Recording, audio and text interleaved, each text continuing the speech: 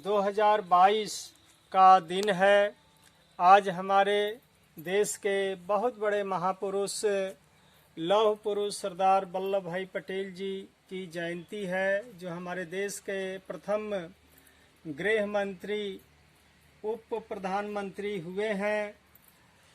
उनको आज इस जयंती के पावन अवसर पे मैं कोटि कोटि नमन करता हूँ, प्रणाम करता हूँ और उन्हें श्रद्धा सुमन अर्पित करता हूँ। मैं धर्मगुरु अशोकानंद जी, सामाजिक संगठन आइस बेस सम्यक मूल मोर्चा के संस्थापक एवं राष्ट्रीय संयोजक हूँ। मैं अभी सम्यक सत्याग्रह कुटी बिहार महारानी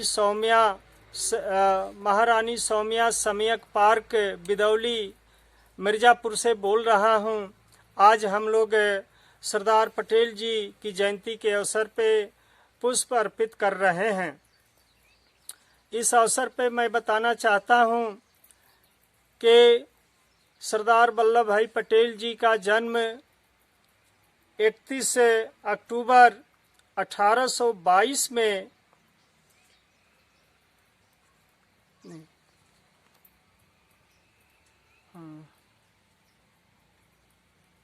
1875 में 31 अक्टूबर को इनका जन्म गुजरात प्रांत में करमसद गांव खेड़ा में जन्म हुआ था। किसान परिवार में जन्मे थे। पढ़ाई लिखाई यूरोप से हुआ था। उसके बाद एक काबिल बैरिस्टर वकील बन करके इन्होंने अपना प्रैक्टिस शुरू किया था। लेकिन महात्मा गांधी जी के संपर्क में आने पर इनका मन हृदय प्रेरित हुआ और भारतीय स्वतंत्रता संग्राम में लग गए। गांधी जी के बहुत करीबी थे। उनके बहुत ही मजबूत और विश्वसनीय साथी थे। सरदार वल्लभ भाई पटेल जी के अगुवाई में, लीडरशिप में बारडोली किसान आंदोलन हुआ था, जो कि सफल हुआ अंग्रेजों के पीरियड में। तो इस तरह किसान आंदोलन से ये जुड़े रहे।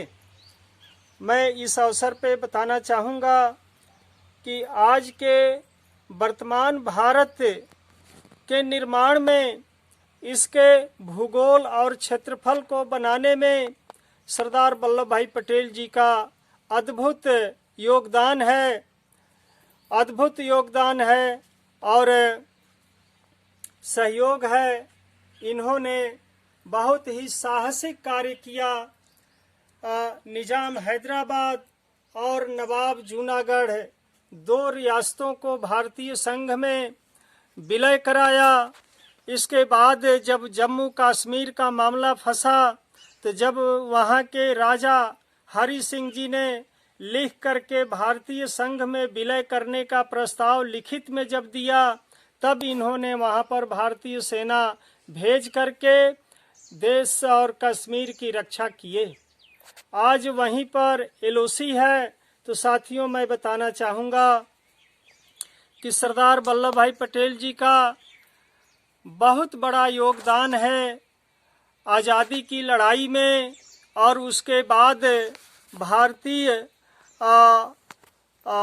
संघ के गठन में बहुत बड़ा योगदान है। इनके योगदान को भुलाया नहीं जा सकता।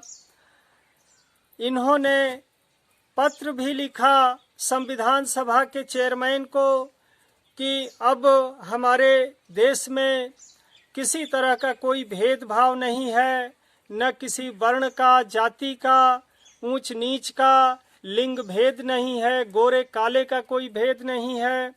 इसी आधार पर संविधान का निर्माण किया जाए। तो इस तरह से सरदार पटेल समता मूलक समाज के एक बहुत बड़े योद्धा थे।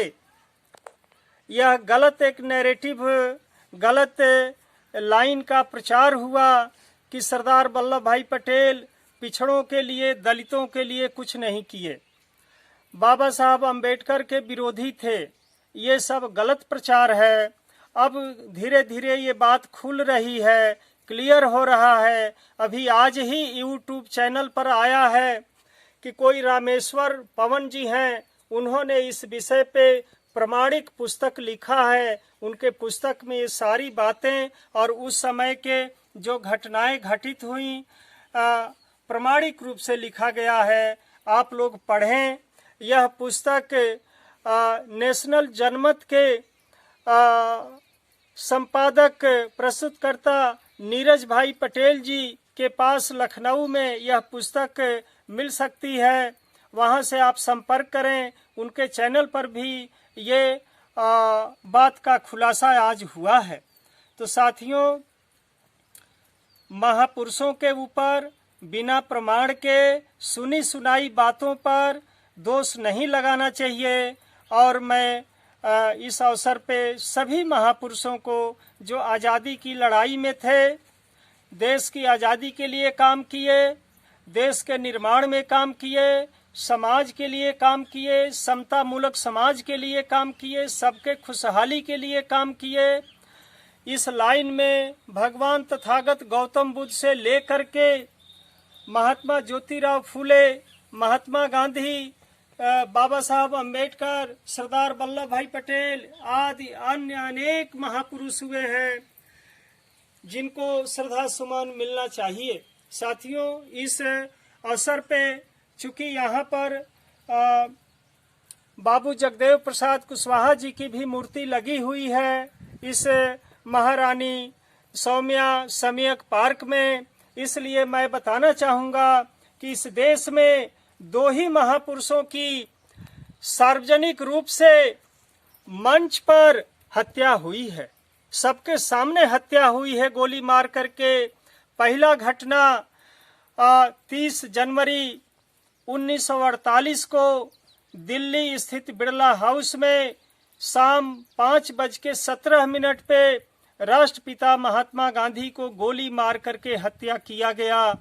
हत्यारों ने किस कारण से हत्या किया, ये देश को अभी ठीक से बताया नहीं गया है, देशवासियों को पता नहीं है। और दूसरा घटना बिहार में 5 सितंबर 1974 को बाबू जगदेव प्रसाद को कुर्था तहसील पर जनसभा में मंच पर भाषण देते समय गोली मार करके हत्या किया गया। साथियों, आप जब छानबीन करेंगे तो आपको मालूम पड़ेगा कि ये दोनों महापुरुषों के जो हत्यारे थे वो एक ही वर्ग के, एक ही वर्ण के थे और इसी भारत के लोग थे जिन्होंने मार करके हत्या किया है। साथियों, ये सब बातें आप लोग पुस्तकों में पढ़िए, जानिए, अपने बड़े सयानों से पूछिए, तब आपको जानकारी मिलेगी। बाबू जगदेव प्रसाद की हत्या क्यों हुई, आज तक यह खुलासा नहीं हो सका है। क्यों हुई, किस बात के कारण हुई, महात्मा गांधी जी की हत्या क्यों हुई, इस बात का भी खुलासा अभी आज तक प्रमाणिक रूप से नहीं हुआ है। लेकिन कारण है, यदि हत्या हुई है तो हत्या के पीछे कारण है, क्योंकि भगवान तथागत गौतम बुद्ध ने कहा है कि कार्य के पीछे कारण होता है। कार्य और कारण का नियम पूरे संसार में है, पूरे ब्रह्मांड में है। यदि इन महापुरुषों की सरेआम मंच पर हत्या हुई है, कहें कि महात्मा गांधी की हत्या बिरला हाउस दिल्ली में प्रार्थना सभा में हुई थी। प्रार्थना सभा में अपने तखत चौकी पे पहुंचते पहुंचते वहीं मार दिए गए थे और बाबू जगदेव प्रसाद मंच पर भाषण दे रहे थे। कुर्था बिहार में जहानाबाद में तहसील है कुर्था, वहां पर जनसभा के अंदर मारे गए थे। तो साथियों, इस तरह से हमारे देश में हमारे ही देश के लोगों ने हमारे ही देश के महापुरुषों को मारा है। किस कारण से मारा है, ये आप सभी देशवासियों को जानना चाहिए, समझना चाहिए और इसकी खोज करनी चाहिए। और जिन लोगों ने मारा है उनसे आप लोग भी सावधान होकर रहना है, सजग रहना है, सचेत रहना है, नहीं तो धोखाधड़ी के शिकार हम आप सब कोई भी हो सकता है। तो साथियों, इन्हीं शब्दों के साथ मैं पुनः लौह पुरुष सरदार वल्लभ भाई पटेल जी को श्रद्धा सुमन अर्पित करता हूँ, नमन करता हूँ, प्रणाम करता हूँ। आप सबको नमो बुद्धाय, नमो बुद्धाय, नमो बुद्धाय।